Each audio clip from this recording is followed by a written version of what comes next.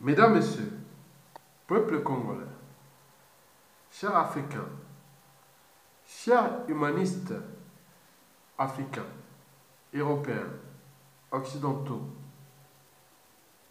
asiatiques, euro-asiatiques, océaniques, américains, latino-américains, antillais et compagnie. Vous savez bien que je suis un esprit libre. Parce que, au vu de ma cognition, de mon cerveau, si l'Afrique était libre, peut-être cet individu serait déjà un gobonnet du monde qui aurait repensé le monde depuis les années 1998, 99, 2000, 2001, 2002, 2007, 2008, 2010 en Afrique. Mais le monde est aussi ingrat et aussi compliqué et compagnie. Je ne veux pas entrer en détail. Je vais ici traiter les cas des trois individus. Le premier individu s'appelle Clarisse Akwala. C'est une Congolaise. Les deux autres individus, il s'agit bien sûr de Nicolas Sarkozy et puis de Nicolas Hulot. Mais en réalité, j'ai caché un individu un peu aux périphéries ou dormant ou autre qui s'appelle moi-même, Ayatonga. Mesdames, Messieurs, eh bien oui. Commençons déjà par les cas qu'on appelle Clarisse Akwala.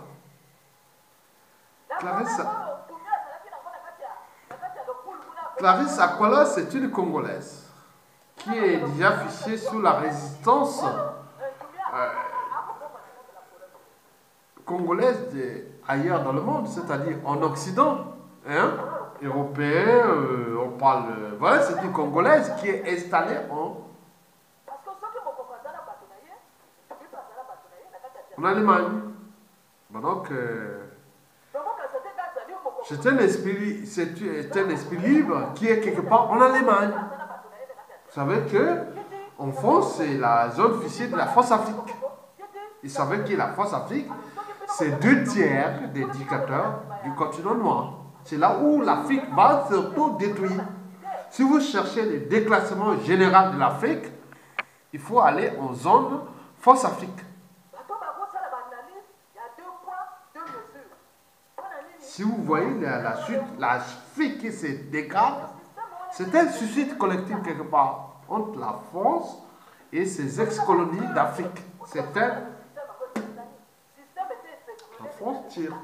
La France met tous ses moyens dont il dispose du contribuable français, particulier ou entrepreneurial, pour aller détruire un écosystème qui est celui de l'Afrique francophone, qui aujourd'hui fiché aux yeux de la conscience mondiale comme le problème du monde de demain. Donc ça se passe en Afrique francophone, la francophonie, la France-Afrique, tout ce qui est des migrations et autres. 2/3 des immigrants qui arrivent sur le continent européen sont tous issus des pays francophones. France, retenez bien, c'est la France. Ils viennent tous des pays francophones.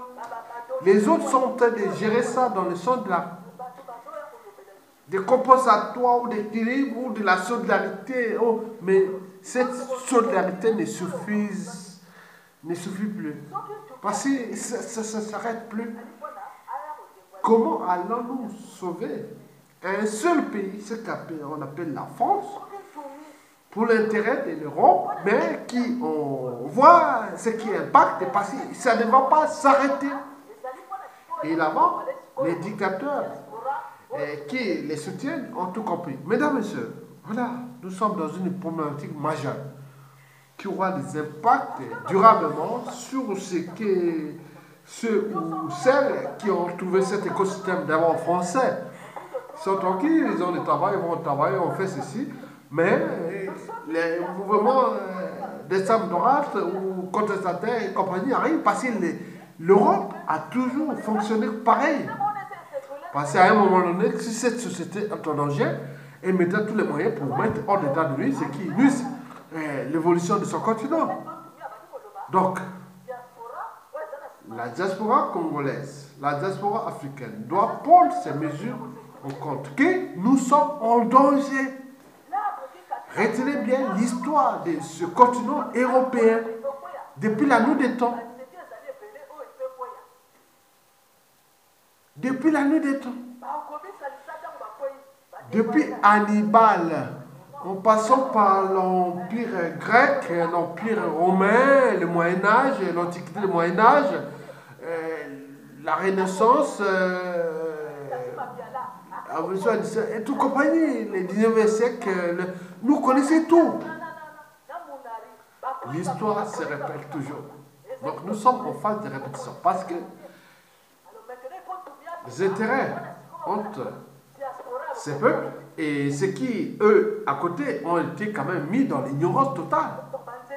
Et que nous voulons éveiller la conscience de ces gens-là pour montrer que le problème, ce n'est pas l'Afrique, ni autre, parce que la plupart des Africains, oui, l'Européen est venu les trouver. Mais on ne veut pas qu'on mette tout sur le dos de l'Afrique. L'Afrique n'a pas besoin. 99% des Africains sont chez eux. Et dans 99% des cas, c'est des Européens et qui sont venus foutre les bazars là-bas. 99% des Africains veulent rester chez eux en Afrique. 99% de ces déséquilibres est entretenu et organisé par les Européens. Trouvez l'erreur. Donc, je reviens sur les problématiques globales, mesdames, messieurs. Ben oui. Nous sommes dans le cadre des problématiques globales que je vous ai précitées. Vous avez entendu parler de cette femme-là qui met un peu la polémique entre toutes les interfaces politiques intertribales et autres du Congo-Brazzaville, qui est un des piliers de la France-Afrique. Donc, le dernier joker de cette France-Afrique est tout justement Denis Sassou Nguesso. Donc, nous sommes dans une situation un peu compliquée pour les intelligences, les matières grises, et on est un peu attaché, on les regarde, et c'est eux qui font leur boulot là. Non, tu n'as pas de cerveau, tu n'as pas de bras, tu ne peux pas faire, on te laisse là, laissez-nous la France gérer ça. Sassou Nguesso doit rester là. On doit détruire l'Afrique noire à cette échelle du Congo-Brazzaville. Parce que oui, nous, de gauche comme de droite, l'environnement sociopolitique, on est là. Et quand on est au pouvoir, on est responsable de rien. Et quand on sort, on dit que c'est la faute de ceux qui ont pris le contrôle de notre irresponsabilité. Et voilà la problématique que je vais étudier le cas Nicolas Sarkozy. Nicolas Sarkozy a dit ceci que, il ou pas, l'immigration, c'est plus important. En réalité, pour Nicolas Sarkozy, que l'immigration commence à poser des problèmes. Parce que nous, même moi, en tant qu'Africain, j'ai vu qu'à sur les parcs,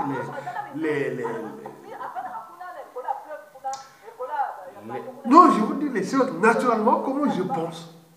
Quand je vois les Africains par rapport à ma culture, et mon esprit de contestation contre un régime, je crois que c'est des gens de Sassou Nguesso qui sont dans les parcs, les jardins, et devant les maisons et autres. Donc on s'est dit, ah tiens, peut-être c'est un agent de Sassou Nguesso qui est devant notre immeuble là et qui squatte là, mais peut-être que c'est victime de cette Afrique. Et oui, et on retrouve les parcs publics et autres, mais même si demain, d'ici peu, et tout va être fermé, parce qu'ils vont se battre pour aller se retrouver, ils vont faire du sport pour manger, puisqu'ils ont été entraînés pour être dans cet environnement un peu antisocial et surtout contre-civilisationnel. Donc on se retrouve face à des individus qui se battent. Voilà. Je prends seulement le cas du bassin du Congo. Le bassin le plus riche, c'est l'Amazonie de l'Afrique. L'Amazonie de l'Afrique. Comment cela se fait qu'un écosystème qui a ces ressources disponibles en minéraux, en terres rares, en biodiversité phonétique et floristique. Et tous ces trucs-là. Comment on peut se trouver dans cette situation? Donc, on se dit qu'il y a un souci. Il y a un souci.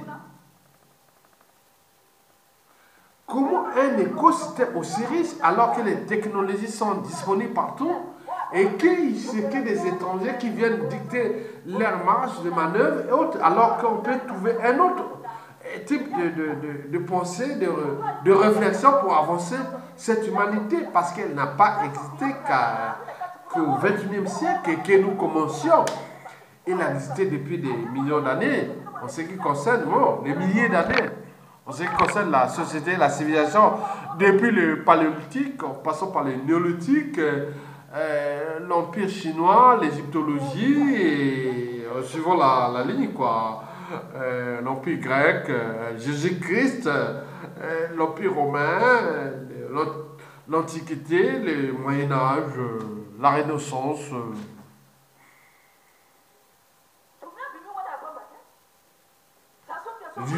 Le 18e siècle,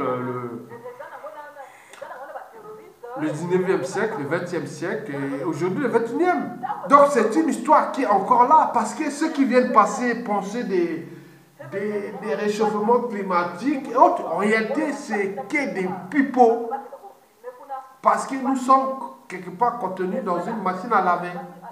C'est nos émissions, notre modèle de politique économique, sociale et tout ça qui impacte sur notre propre existence parce que la nature, quelque part, saura toujours reprendre ses propres droits, ses propres règles, passer les règles qui gouvernent nos forces, qui nous gouvernent du point de vue naturel, ne dépendent pas de nous. Nous avons que des règles de nos sociétés et autres qu'on n'a pas pensé pour préserver cet environnement, pour que nous soyons en survie et durable.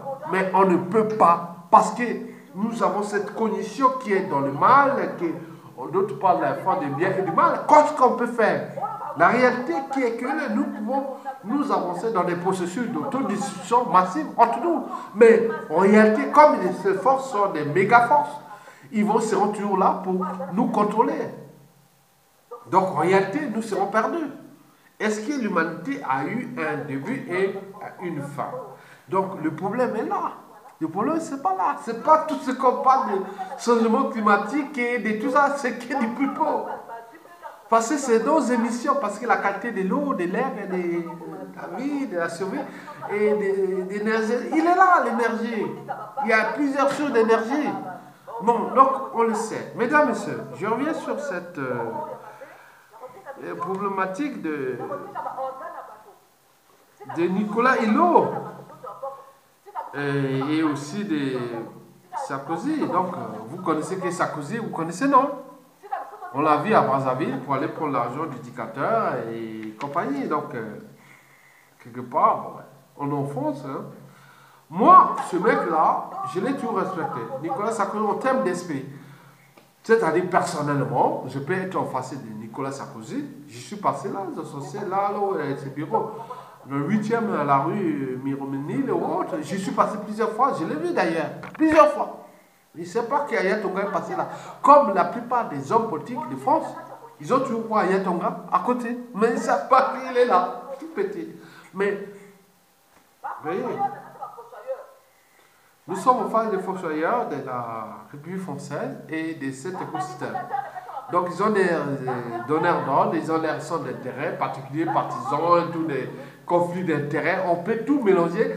Les Français, l'Européen est augmenté. Il est matière grise. Il sait tout analyser. Au moment où je parle là, s'agite l'air de fonction cérébrale. Donc, je n'ai pas à m'étonner dans le cerveau de l'Européen parce qu'il est très augmenté. Il est activé. Donc, moi, je reviens sur le cas Sarkozy. Donc, il a écrit ceci, que Hulot ou pas, l'immigration, c'est plus. Mais vous savez que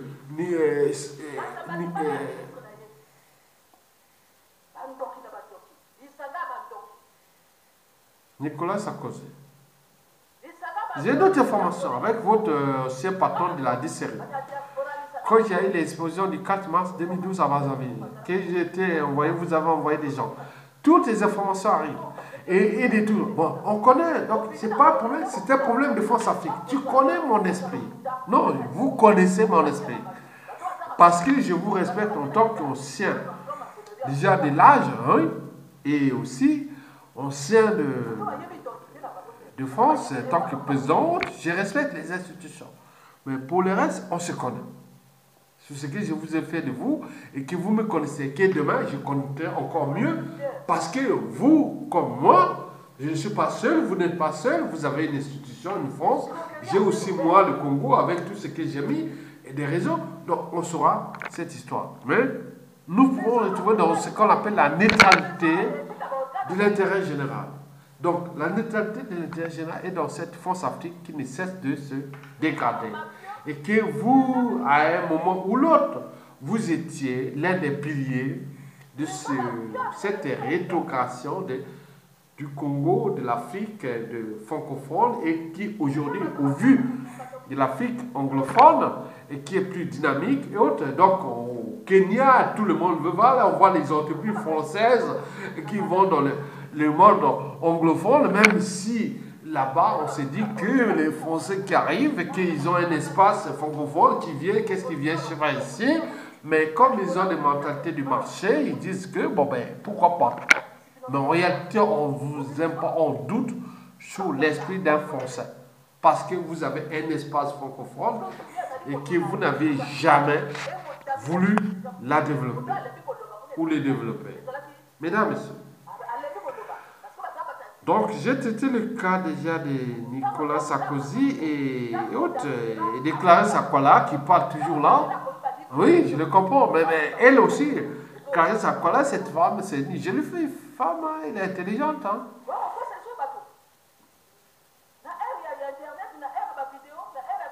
Il dit que l'ère de l'Internet, de médias réseaux sociaux, on ne peut rien plus cacher. Parce que même après, moi je l'ai introduit qu'avec les données personnelles et tout service secret d'un pays, avec tous les trucs, il pourra toujours savoir qui est qui. Et je le sais d'ailleurs sur ma page Facebook, et que je dis que le réseau, et pour les informations qu'ils donnent, au cas où on ne sait pas, je ne suis pas seul en réalité. J'ai d'autres, tu vois, oui, comme les autres, on est d'accord. Donc, le problème, Clarisse Akwala et Sarkozy, c'est réglé. J'ai introduit la problématique Nicolas Hulot. Vous savez que la vérité, c'est que le temps sépare plus qu'il ne répare. Donc, je parle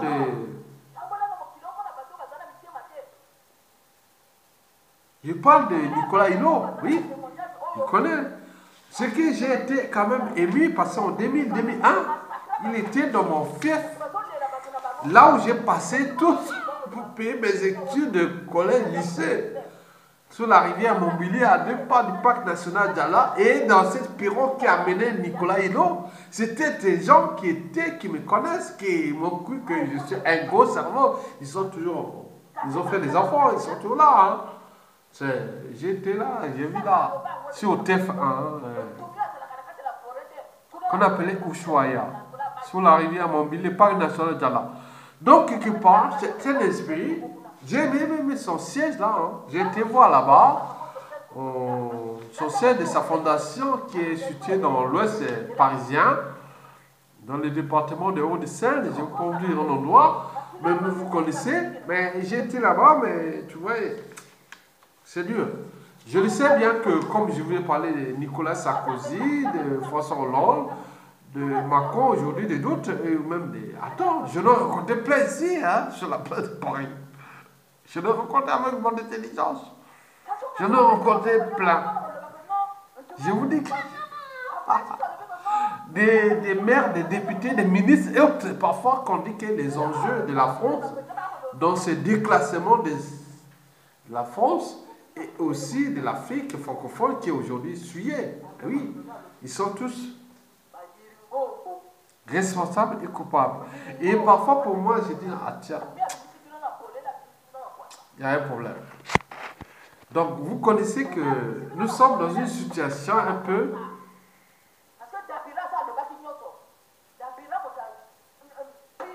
Non. La France est le danger de la France. L'ennemi de la France, c'est la France elle-même, avec cette oligarchie politico-affairiste française, de gauche comme de droite. J'ai compris ça. Et nous allons les récupérer parce que là-bas en Afrique francophone, non, je permets, vous avez on a des standards ici, des retraites, tout ce qui est des normes sociales, économiques, des acquis, autres. Vous avez tout à perdre parce que là-bas, nous avons tout détruit pour sauvegarder une puissance économique qui s'appelait la France, qui, pendant Mitterrand, fut la 4e puissance économique du monde. Puis, pendant Chirac, 5e. Sarkozy, Hollande, 6e. Aujourd'hui, elle est 7e.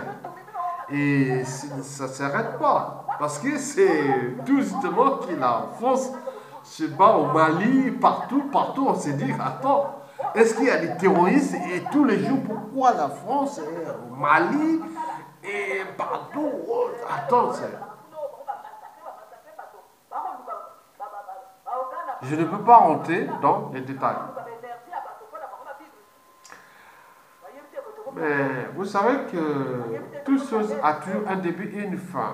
Que le monde est désormais informé. Nous sommes dans une culture globale que les gens connaissent les uns et les autres et les rejettent. Voilà. Donc, je ne veux pas rentrer en détail dans cette histoire.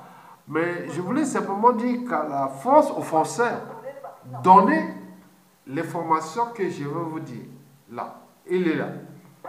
Dites à la France, à toute la classe politique française, si on veut développer l'Afrique, n'arrêtez pas de dire aux Africains qui sont aujourd'hui dans ce monde global qu'on va faire un plan Marshall en Afrique. Ce plan Marshall, on l'a toujours pensé depuis 1960 jusqu'à nos jours. Et à contrepartie, on a tout détruit cette Afrique.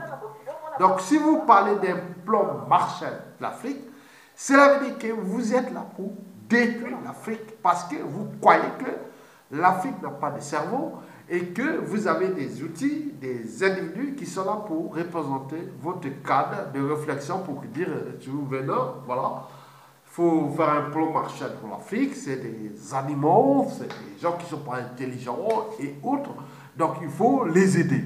Et cela ne se passe que dans l'Afrique francophone. Mais l'Afrique anglophone va venir en contre-réaction pour récupérer, faire une OPA ou une restructuration ou des fusions ou des acquisitions sur l'Afrique francophone. Donc nous sommes dans un cadre d'un commerce, d'un marché qui est celui-là. Que je vous dis qu'il y aura des acquisitions, des OPA, des fusions et compagnie pour récupérer cette France-Afrique et cette Afrique francophone qui ne cesse de souiller l'Afrique. Parce que remarquez que 2/3 des dictateurs du continent africain sont tous francophones. Et comme la Belgique et la France font des gens en subtilisant l'Union européenne comme compagnie d'assurance à l'air pour maintenir l'air rang, qui n'est que celui de la croissance, mais la croissance n'est plus infinie, puisque les ressources disponibles à ces choses-là sont désormais limitées. Donc nous connaissons que le monde de demain est décroissant et que nous sommes dans un processus de décroissance, dans le sens que nous pouvons repenser d'autres modes de pouvoir politique, économique, social, humanitaire et tout, compagnie. Donc tout est à repenser. Donc en réalité, l'Europe qui s'est construite autour de la France et de ses ex-colonies, parce que la France est devenue le moteur avec l'Angleterre et autres. L'Angleterre s'est affranchie de l'Afrique. Elle n'est que là-bas pour l'économie, les marchés et autres. N'est plus pour conspirer contre les États. Il reste que la France qui fait ça péter. Il fait ce qu'il veut. Mais la conscience, nous sommes dans un monde intègre. interconnecté, global et compagnie. C'est ça le danger. Donc, je reviens sur Nicolas Sarkozy, qui le problème, c'est l'immigration. Tant mieux. Tant mieux que vous avez compris. Parce que là-bas, ils s'en foutent complètement. Aujourd'hui, à l'échelle africaine, francophone, ils s'en foutent complètement de la France. Je vous dis sincèrement, gardez, nous, moi, qui vivons avec nos enfants ici, en Europe, mais là-bas, en Afrique, on s'en fout complètement de la France. Puisqu'ils ont des ressources, les technologies sont désormais disponibles partout.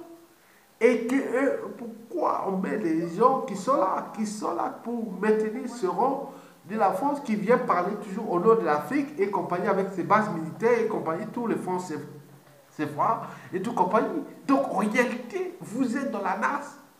Et le déclassement de la France va peut-être être brutal. D'où l'enjeu de repenser déjà les processus comme l'a fait déjà l'Allemagne quand elle avait perdu ses colonies, la fin de la Première Guerre mondiale.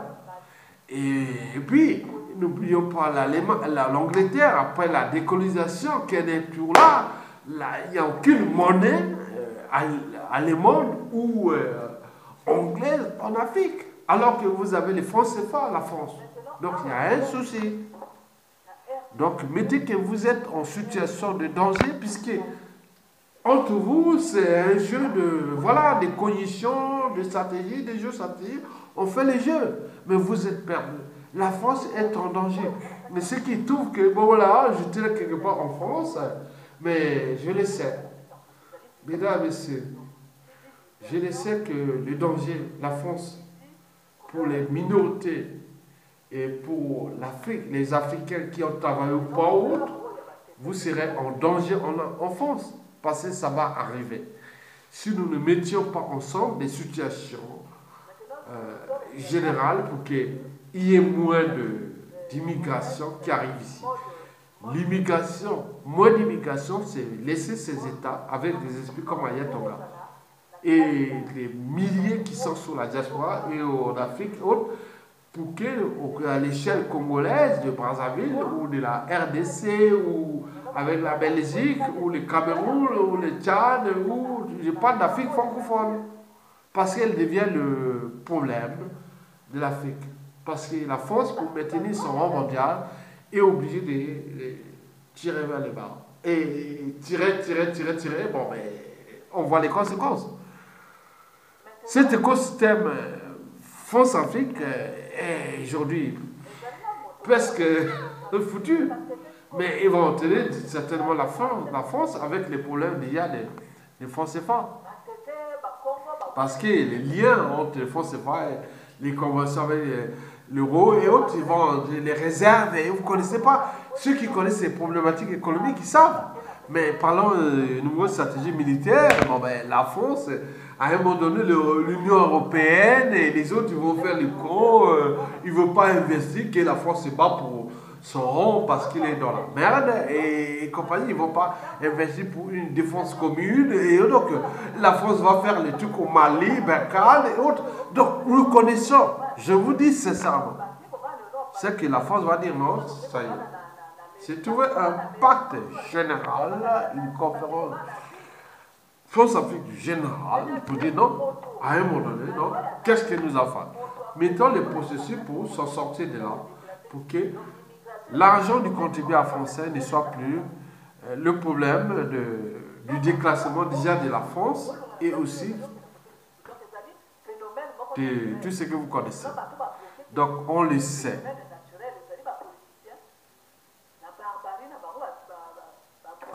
Donc, je vous dis simplement que vous êtes en danger, la France. Parce que là-bas, les gens tout perdent, n'ont plus rien à perdre. C'est nous, même intellectuels autres, parce que ceux qui sont ici en France, qui ont construit des familles, j'ai des gens, oui, voilà, j'ai passé les vacances au nord, au sud, est, ouest de la France, en Europe, dans tout le monde. Bravo.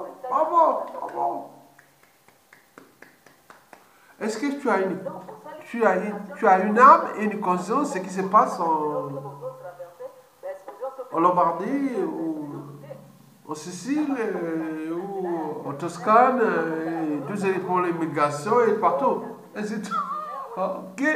Toi, en tant qu'Africain, partout tu vas te trouver tu te retrouves en Europe, même avec une femme blanche et mettons métissée, et tout ce que tu veux dire qu'on est intégré, et tu peux t'avoir illuminé que voilà ce qui apporte le multiculturalisme qui détruit l'Europe. Et donc, avec tes enfants métissés, tu veux te trouver avec une illuminée dans les problèmes qui peut créer des baisses, mais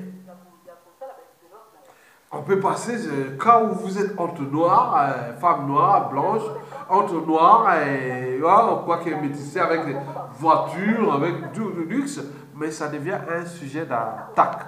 Donc vous pouvez vous trouver, parce que la situation de la pénurie des ressources et de ce déclassement général qui va impacter l'Europe, puisque vous, en Afrique, vous n'avez pas pensé à repenser vos écosystèmes. Vous êtes dans les responsabilités, vous envoyez les gens ici, vous vous occupez ici en Europe, vous pouvez vous trouver dans une situation incontrôlable. Parce que les gens aussi ont dit non, pourquoi pas? Les suprématistes, les racistes et tout ça, qu'est-ce que ça peut faire? Quelque part, ils se défendent leur société. On est dans ce sens. Il faut responsabiliser l'Africain. Pourquoi tout le temps vous laissez faire? Au départ, c'était les Arabes, maintenant c'est les Européens, et maintenant demain, ça sera les Asiatiques et autres. C'est votre société. Et vous vous dites, je suis en Europe, maintenant on a pour tout.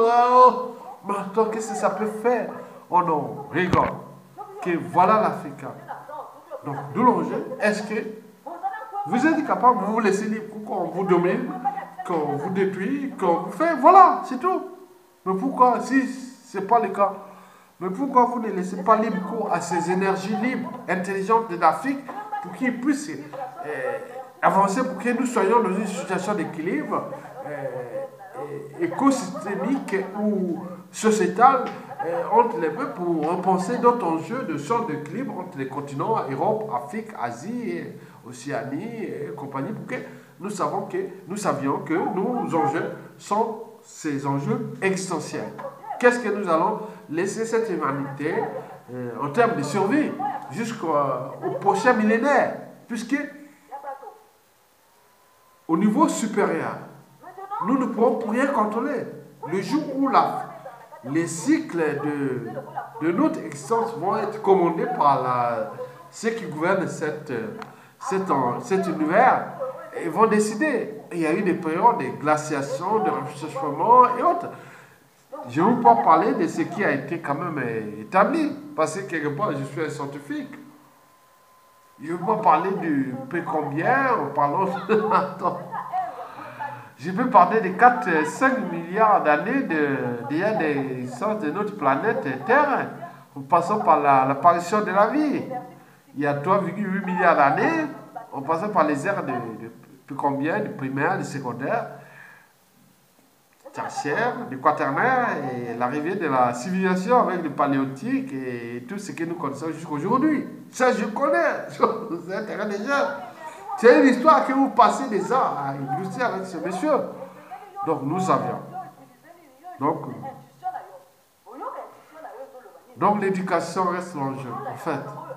Parce que les gens vont dire, ah, il y a ton gars, quoi, dans ma tribu, à dire, ah, il n'est pas allé en Europe pour rien, les enfants, petits-enfants vont venir, ah, il y a ton gars, va faire. Non, nous ne voulons pas ça.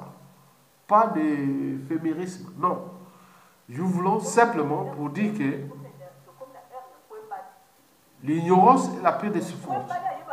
Si vous pensez que l'éducation coûte cher, et c'est l'ignorance.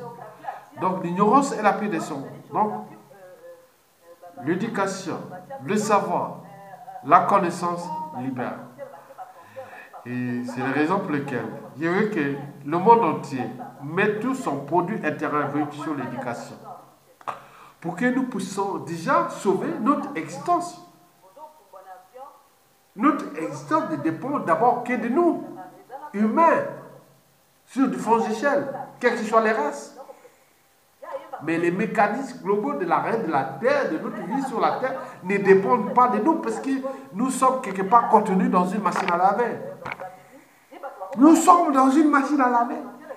Comme vous rentrez dans les chutes du Niagara ou des cataractes du fleuve Congo à Brazzaville ou de tout, on peut tout faire. Même on a une Guazou, on a entre l'Argentine et le Brésil, et on peut trouver des chutes comme ça. Donc vous êtes rentré là, vous ne pouvez pas vous en sortir, vous êtes dans une machine à laver. C'est comme dans un torrent, dans une tornade ou autre, vous êtes là, vous ne pouvez plus contrôler.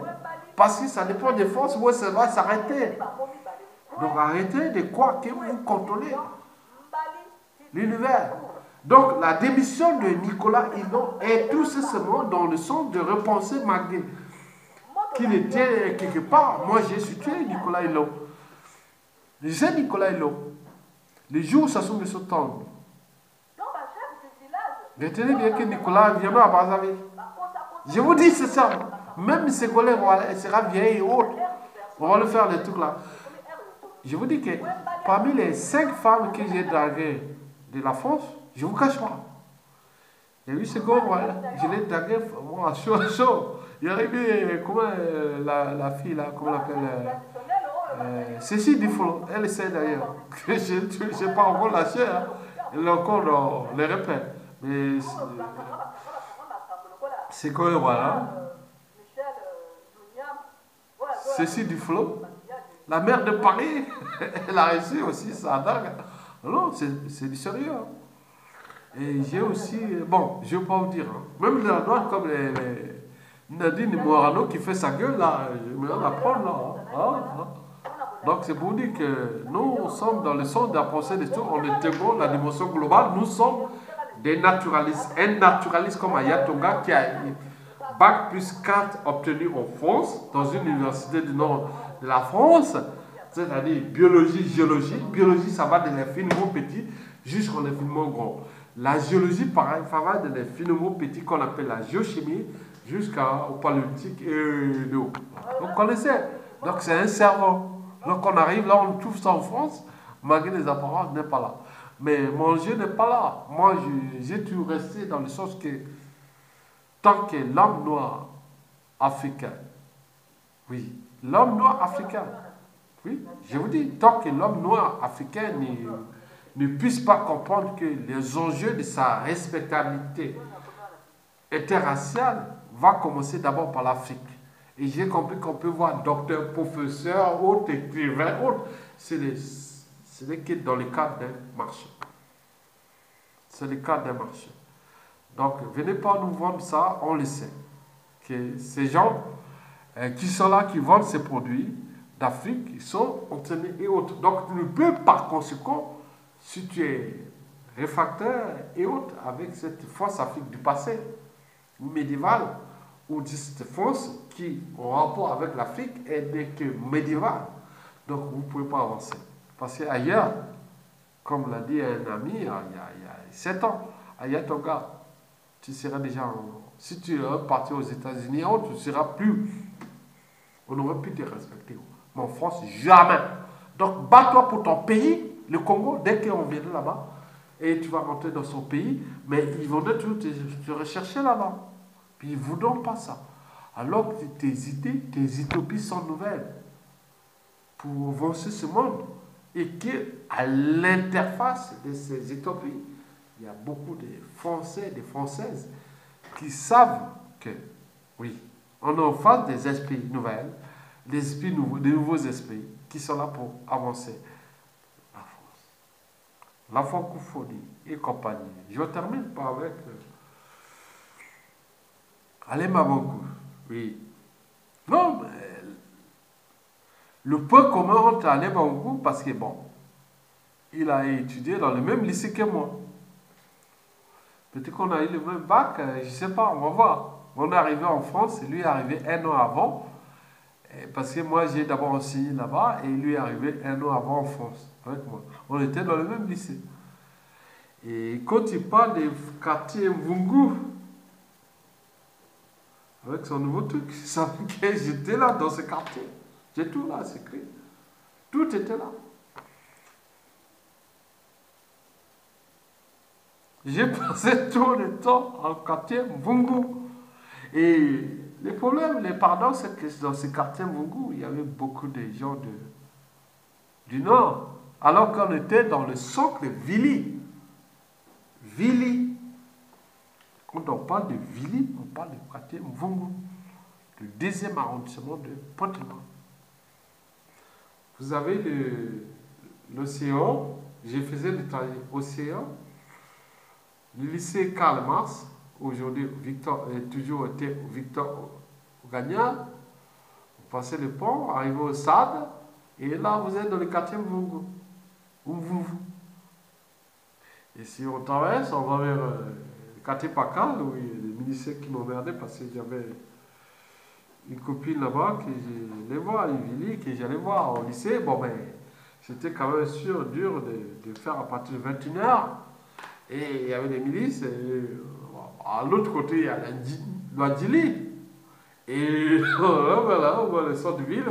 Si on va là-bas, on va vers Tchétché et tout ça. Bon, on peut tout. Bon, si on repart vers Mvungu, toujours en traversant l'Adjili, on va vers Mokamba, je sais pas, les cimetières de Mokamba, Mokamba et tout ça, voilà.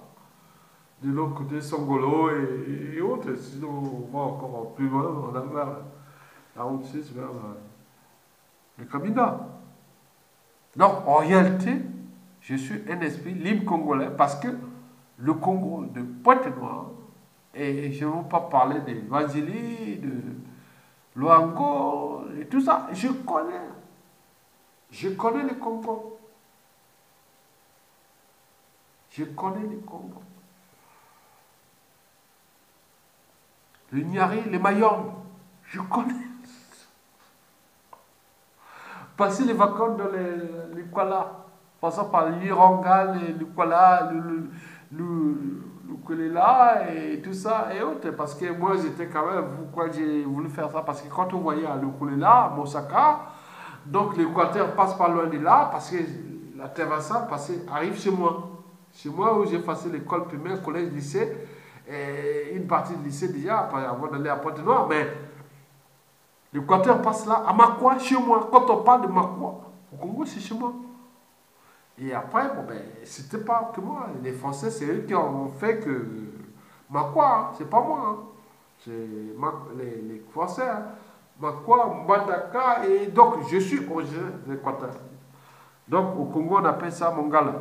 Donc dans Mongala, dans la tribu de Makwa. Bon, donc on retrouve en République démocratique du Congo. Mongala. Bon, bref, je ne vais pas raconter ma vie. Hein.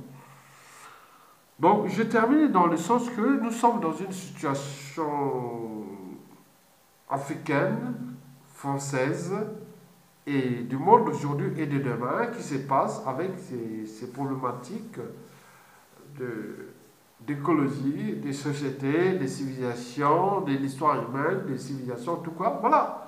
Sarkozy, il connaît. Ses services, ils connaissent. Ils m'ont foutu le bazar quelque part. Mais je n'ai jamais, oui, toujours, je sais. Même pendant le londrisme, ils m'ont foutu le bazar par rapport à mes contestations parce qu'on est au cœur de la zone France-Afrique. Et Macron d'ailleurs, je ne sais pas, ils sont toujours peut-être en activité, mais je pense que j'ai eu plus d'embrouilles avec le régime de Sassou Nguesso pendant le sarkozysme et le londisme, donc de gauche comme de droite. Maintenant, aujourd'hui, je ne sais pas, avec Macron, je ne sais pas, mais on le sait. Mais on est là. Mais les informations déjà transmises, donc ceux qui vont penser là, parce que cette histoire n'est pas encore terminée.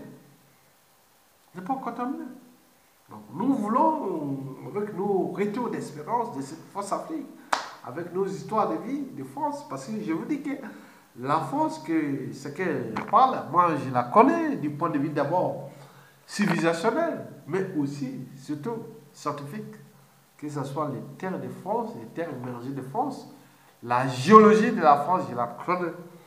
Donc vous passez les massifs alpins, les Pyrénées, le massif armoricain, les Ardennes, les carbonifères, que ce soit les Crétacés à la montagne de Reims, autour des montagnes de Reims, et tout, je connais l'Auvergne et tout ça. Donc, Ayatonga, il fait un petit. Je suis un petit. Et ah oui, pour l'Afrique, il connaît l'Europe. Oui, l'Afrique. le bassin du Congo, la séparation de l'Afrique avec l'Égypte, depuis les Afars, en passant d'Éthiopie, en passant par les Grands Lacs, et jusqu'à toute l'Afrique, je connais. Au moins, toute l'Afrique, je peux vous dire, point de vue juridique, un scientifique qui a étudié les sciences naturelles en France. D'abord, un naturaliste venu d'Afrique, parce qu'il a passé sa vie dans la jungle équatoriale, l'Amazonie de l'Afrique. Donc, vous n'allez pas dire le contraire, puisque j'ai nourri, j'ai payé mes écoles, mes trucs au collège avec l'argent que j'allais faire la chasse, la pêche, l'agriculture et tout ça dans ce bassin du Congo, dans l'Amazonie de l'Afrique. Donc, vous êtes un affaire de forêt. Vous donnez à Yatonga, bon, aujourd'hui, pour le commencer, bon, vous me donnez un paquet d'aliments, un petit sac de riz, je mets sur le dos et je vais dans la nature. Vous pouvez me retrouver un mois après, je serai en bonne santé. Parce que je connais l'esprit de la forêt. Parce que je suis toujours là. D'où de mes vidéos qui intégration, société et nature et civilisation. Même à l'échelle européenne. Mesdames, Messieurs, vous avez compris.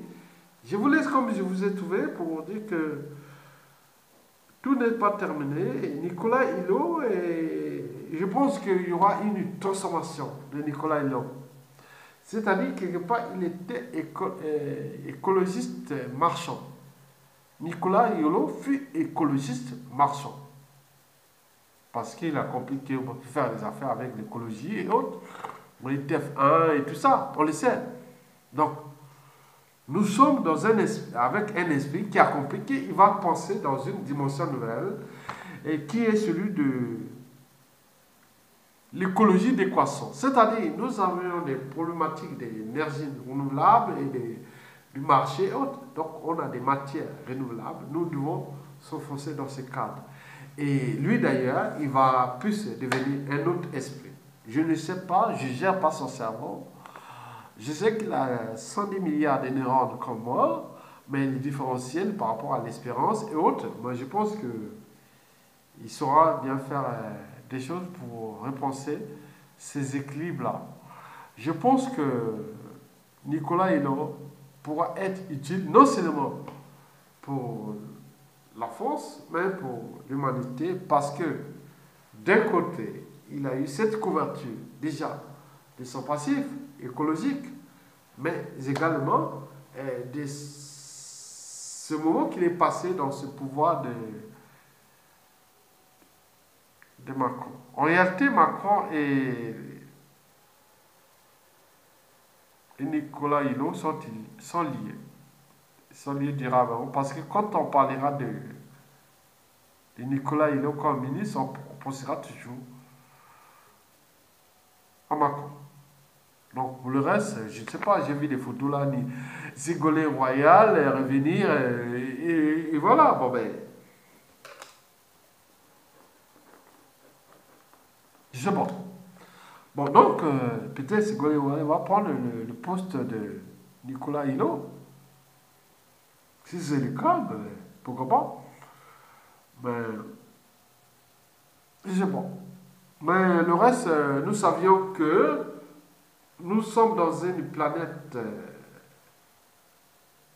définie dans un cadre qui est là, dans une matière qui est vivante, comme on en parle dans les principes d'entropie, de thermodynamique et d'entropie, que nous sommes contenus, ou des théories de la relativité, et tout ça, tout est là sur un plateau d'argent. Je ne vais pas vous faire un cours de ça. Donc on peut repenser et remettre ça dans le sens de notre existence réelle, quoi, dans le quotidien. Donc les scientifiques, quand ils pensent, toujours quand les théories sont appliquées, sont applicables, il n'y a pas de problème. Je pense que Nicolas Hulot ne fut pas